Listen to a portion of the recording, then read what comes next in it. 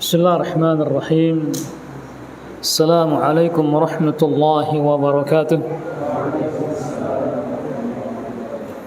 Alhamdulillah ala ihsanih wa syukruhu ala taufiqihi wa amtinanih.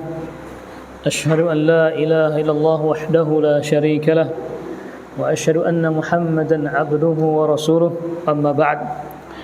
Ikhwani a'izai rahimani wa rahimakumullahu jami'an. Jazakumullahu khairan. Dengan sudahnya antum duduk di sini menunggu kajian kita, karena memang itu juga di antara sunnah Nabi kita Muhammad sallallahu alaihi wasallam. Ketika ada orang yang menunggu salat, dari salat ke salat, fahuwa mu'takifun, dan dia juga sedang beriktikaf. Jadi iktikaf itu secara bahasa berdiam diri. Dan alhamdulillah kita atau antum tadi sudah iktikaf. Semoga Allah Subhanahu wa taala menerima iktikaf kita. Amin ya rabbal alamin. Ditambah lagi kita sekarang beriktikaf sambil menimba ilmu, maka juga itu fadlun ala fadl. Keutamaan juga di atas keutamaan yang lainnya. Baik, kita lanjutkan kajian kita di kitab Tazkiyatun Nufus. Kita sekarang masuk ke judul baru, yaitu ahwalun nafsi wa muhasabatuha. Kondisi atau keadaan jiwa kita dan bagaimana cara mengawasinya. Bagaimana cara kita mengoreksi jiwa kita ini. Kenapa? Karena kita selaku manusia pandai mengoreksi orang lain, namun sangat bodoh kalau kita mengoreksi diri sendiri. Kita ini sangat pandai menghitung kelemahan orang lain, namun tidak pandai menghitung kelemahan diri sendiri. Kita ini sangat pandai menghitung aib orang lain, namun kita tidak pandai menghitung aib kita sendiri. Kita ini sangat pandai sekali kalau membicarakan teman, namun tidak pandai kalau kita membicarakan diri kita sendiri. Itulah kondisi kita. Kenapa? Karena kita selalu perhatikan orang lain, sampai kita melupakan diri kita sendiri. Kita sering melihat orang lain, cara pakaiannya, makanannya, minumannya, pekerjaannya, sehingga apa? Kita melupakan diri kita sendiri. Apa yang terjadi? Kita lebih tahu orang lain daripada diri kita sendiri. Padahal dalam firman-Nya Allah Subhanahu wa taala berfirman apa? Wa fi anfusikum afala tubsirun. Dalam dirimu, dalam jiwamu, afala tubsirun. Kenapa engkau tidak melek gitu? Kenapa engkau tidak perhatikan dirimu? Sehingga apa? Kita merasa orang yang paling baik, merasa orang yang paling suci, merasa orang yang paling wah. Kenapa? Karena kita hanya tahu aib orang lain, nggak tahu tentang aib diri kita sendiri. Sehingga kita mampu mengoreksi orang lain, namun tidak mampu mengoreksi diri sendiri. Jadilah seperti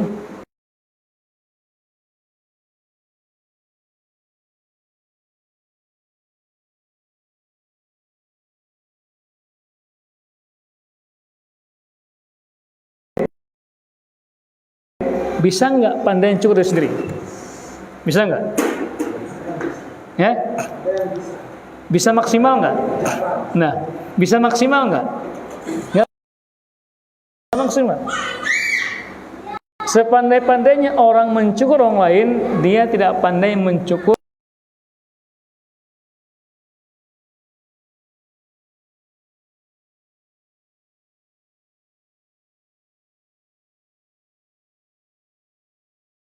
terjadi. Sehingga karena sibuknya kita mengoreksi, menghitung orang lain, kita melupakan diri kita sendiri. Makanya kata orang Arab dalam patah mereka,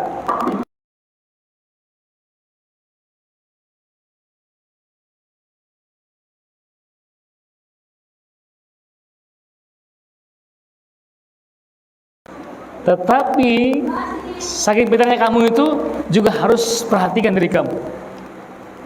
Gimana maksudnya? Ada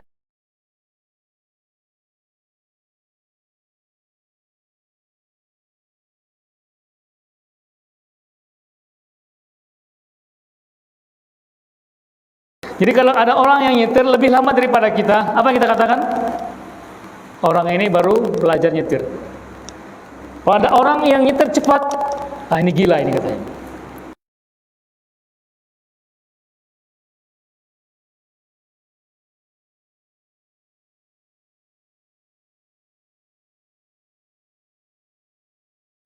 Kita beribadah kepada Allah Subhanahu wa taala.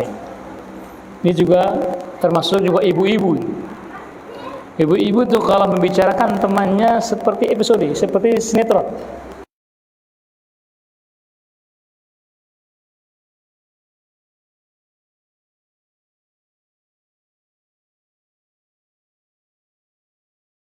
Banyak penyebabnya wanita masuk ke neraka itu apa? Ma baina syafadain wa ma bainal fakhirin. Ada dua sebab kata Nabi sallallahu alaihi wasallam.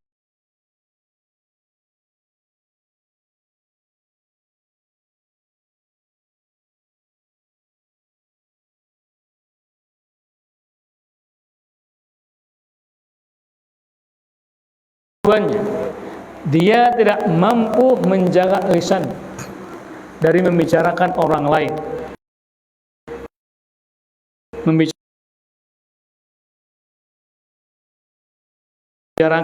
aib orang lain, membicarakan keburukan orang lain.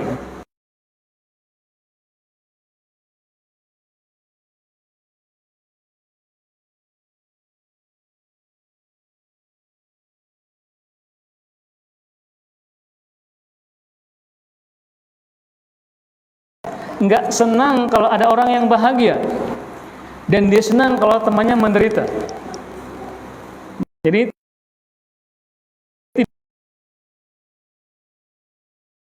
tidak mengakui kebahagiaan orang lain.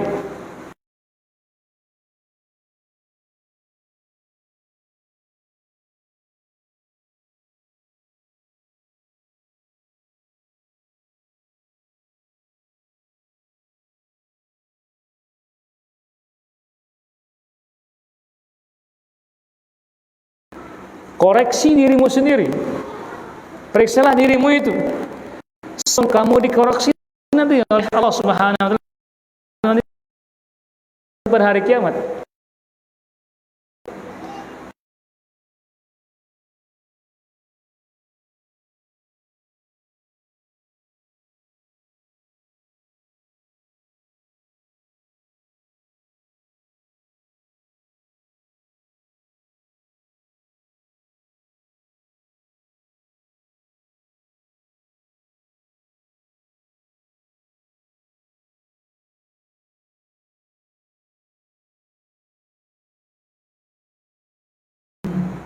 Jangan-jangan juga amalan kita yang kita laksanakan gak ada nilainya di hadapan Allah Subhanahu wa taala. Dan itulah yang dikhawatirkan oleh para salafus saleh. Mereka itu menangis dari petang itu hari sampai pada pagi hari. Dan mereka beramal dari pagi hari sampai tenggelamnya matahari.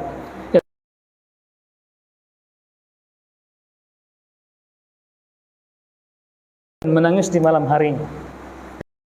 Dan Nabi kita Muhammad sallallahu alaihi wasallam kata beliau, wallahi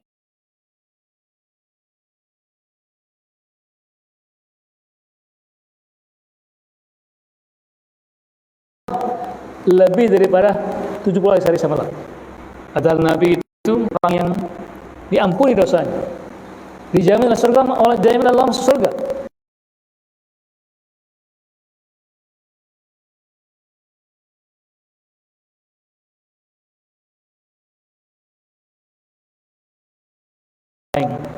Justru malah mengoreksi orang lain. Jadi dia tuh kalau mengoreksi orang lain seperti pakarnya. Si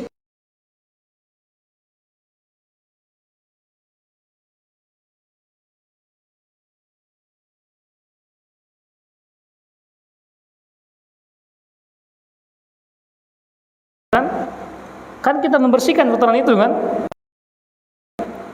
Ada rambut putih, oh berarti saya sudah tua. Iya. Ada keriput, wah berarti sudah mulai menua. Ada hal-hal yang kurang, berarti ajar kita semakin dekat kepada Allah Subhanahu wa taala. Bukan malah berusaha memperbagus diri. Saya masih muda ini. Ini harus pakai apa namanya biar meremajakan kulit ataupun yang lainnya. Sehingga apa? Sibuk mengatur, sibuk memperhatikan fisiknya, namun dia melupakan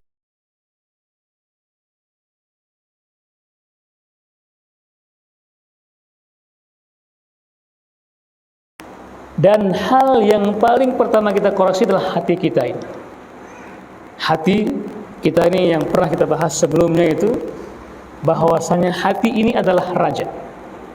Hati ini ibaratnya raja.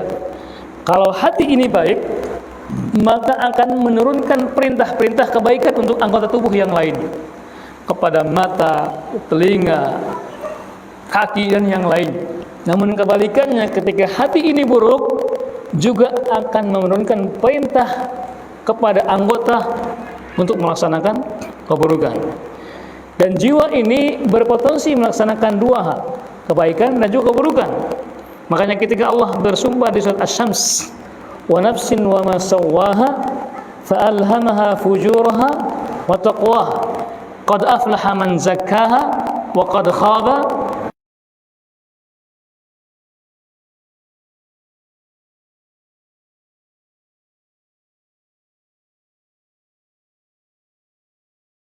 فَأَلْهَمَهَا فُجُورَهَا وَتَقْوَاهَا. Dan Allah ilhamkan dalam jiwa kita, hati kita ini, fujuraha,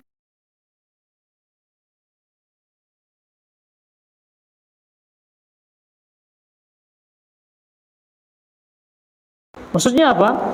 Kita ini semua dengan tanpa pengecualian berpotensi melaksanakan keburukan dan juga kebaikan. Semua sama bisa, cuman tergantung kondisi jiwanya, tergantung kondisi hatinya. Sebagaimana ada orang yang mampu melaksanakan ketaatan, mampu juga melaksanakan kemaksiatan. Dan juga kebalikannya, sebagaimana orang itu mampu bermaksiat, mampu juga melaksanakan ketaatan kepada Allah Subhanahu wa taala. Namun kenapa ada orang yang bermaksiat, kenapa ada orang yang melaksanakan ketaatan? Itulah kondisi hatinya. Makanya Allah berfirman, qad aflaha man zakkaha wa qad khaba man dassaha. Maka sungguh sangat bahagia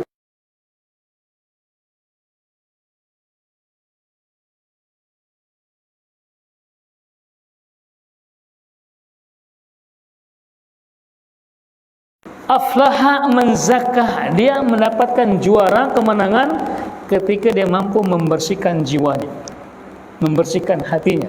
Wa qad khaba man dassaha, dan sungguh sangat merugi kemudian dia kalah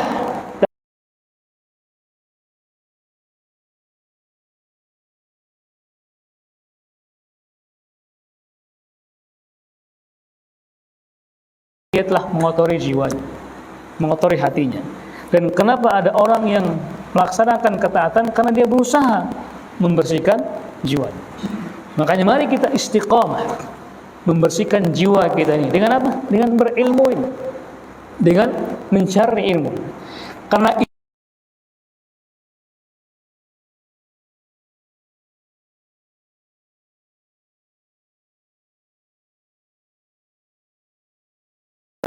orang bisa tahajud tapi istiqomah enggak? Itu pertanyaannya. Karena istiqomah itu hal yang sangat mahal, dan karena mahal itulah Allah mencintainya. Nabi SAW bersabda, ahabbul a'mal ila Allah adwamuha wa in qalla. Apa kata Nabi? Amalan yang paling Allah cintai yaitu amalan yang istiqamah, konsisten walaupun itu sedikit. Walaupun itu sedikit. Dan itu butuh keteguhan hati. Butuh ketetapan hati. Butuh kebersihan hati, kebersihan jiwa kita. Makanya dalam ayat-ayat dan doa-doa kita, termasuk doa yang kita panjatkan kepada Allah dalam sehari semalam, minimal 13 kali semalam. Apa itu? Ihdinas siratal mustaqim. Tunjukilah kami jalan yang lurus. Itulah istiqomah. Tapi kalau versi yang lain itu istiqomah mustaqim itu katanya khilafah katanya. Ada yang menafsirkan siratal mustaqim di sini katanya khilafah. Itu melenceng dari semua tafsiran para ulama. Wal iyadu billah. Nah, dari paparan yang kita sampaikan tadi, maka manusia itu terbagi menjadi dua. Manusia terbagi menjadi dua. Qismun dhafarat nafsahu wa malakathu ahlakathu. Jadi ada orang yang dikuasai oleh hawa nafsunya. Yang menang itu hawa nafsunya daripada kebersihan jiwanya. Sehingga karena hawa nafsunya yang menang, apa yang terjadi? Maka hawa nafsulah yang merintahkan dia melaksanakan keburukan-keburukan. Bahkan saking menangnya hawa nafsunya itu, la ya'rifu ma'rufan wa la yunkiru munkaran. Sehingga hatinya itu enggak kenal lagi mana yang ma'ruf, mana yang mungkar. Bahkan mungkin bercampur baur. Yang mungkar dikatakan ma'ruf, yang ma'ruf dikatakan mungkar. Kenapa? Hatinya condong ke bukan syahwatnya itu.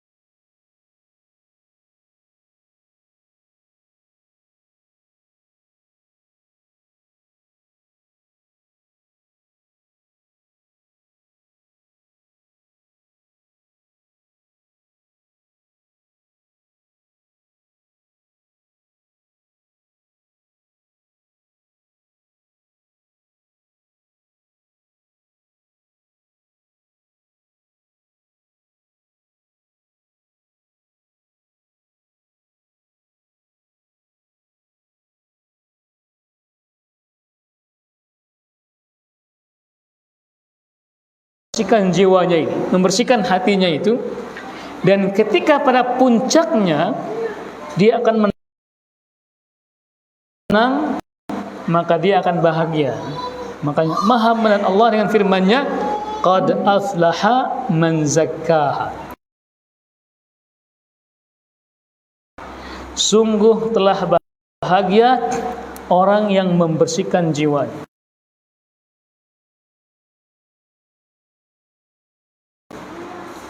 Jangankan jiwa, fisik kita sebenarnya. Semakin kita perhatikan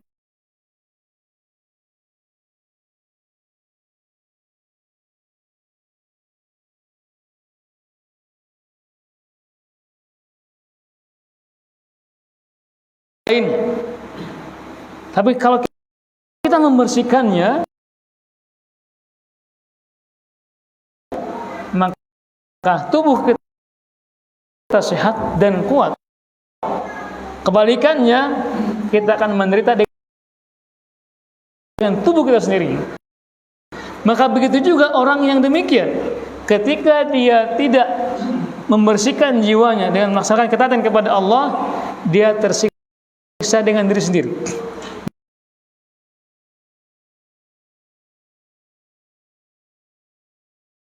Makanya orang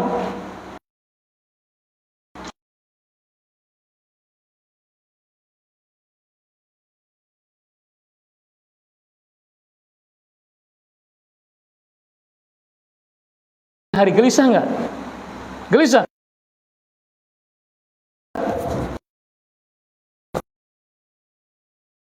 Garuk gini, mau tidur ya,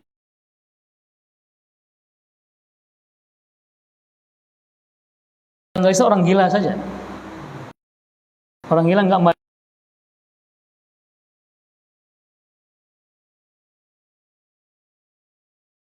mandi, tapi tetap tidurnya kayak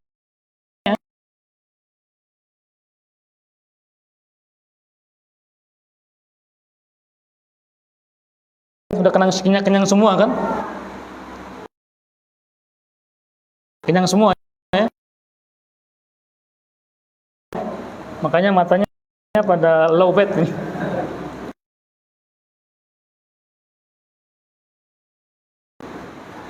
Matanya pada merah semua, pengaruh kenyang.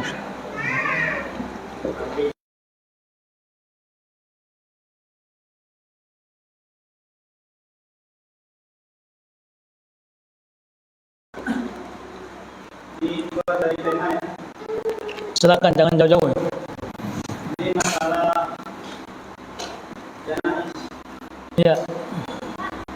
Pembemisannya, pengolahannya, mendoakannya sampai selesai itu dari yang tadi.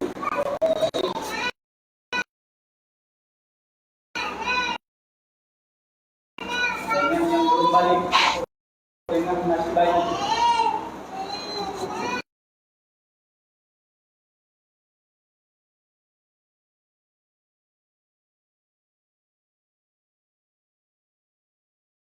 Itu ada bab khusus itu, dan itu 4 kali pertemuan biasanya. Ini masalah sisa waktu berapa menit ini, tolong jelaskan semuanya masalah. Insya Allah nanti yayasan harus mengadakan praktek pengurusan jenazah. Itu waktu yang penting kan penting prakteknya. Karena walaupun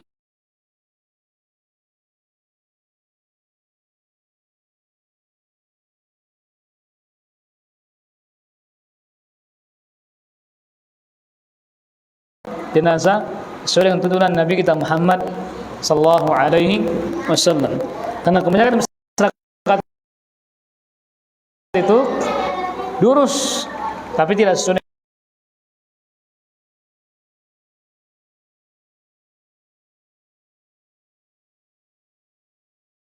Saya ngerti ya. Jadi jangan antum paksakan 4 mata pelajaran jadi 1 menit. Nggak akan bisa. Nggak akan bisa.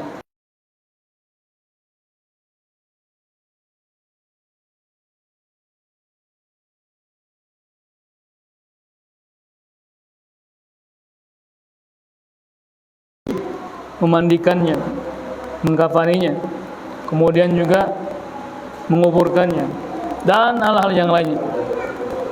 Bahan-bahannya, bagaimana cara